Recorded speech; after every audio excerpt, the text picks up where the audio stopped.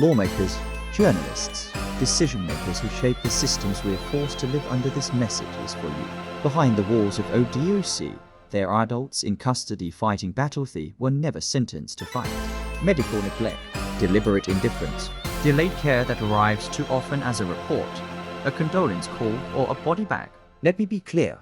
No judge in this state is handing out death sentences for treatable illnesses. But that is exactly what's happening under your watch, under your budget, under your policies. And the public hears about it only after families are already grieving, after another life is gone, after ODOC puts out a statement that says, everything was done appropriately.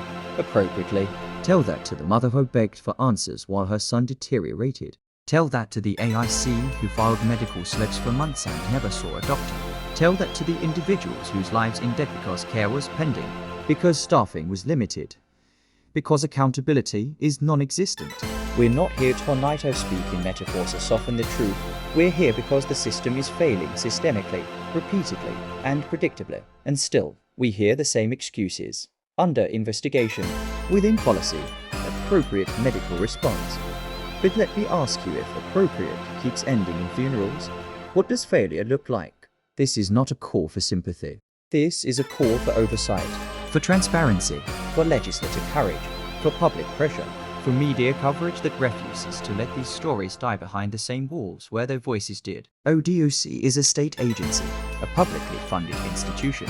It exists because the people allow it to exist, and the people have every right to demand answers, to demand reform, to demand that human lives are never treated as disposable. Eddie Duncan's story isn't an anomaly. It's a pattern of neglect, delay, and silence. And tonight, we're breaking that silence. We're asking you, the lawmakers who can change policy, the journalists who can expose the truth, to stop treating these deaths as isolated incidents. Because they're not. They never were. And deep down, you already know that. So hear us clearly. We're not going away. We're not backing down.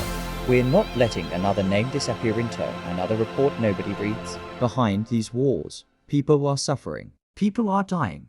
And until something changes, we will be here, louder every time, demanding that this state finally treat every ASC as what they are, a human being. This is not just advocacy, it is accountability. And accountability, right now, starts with you.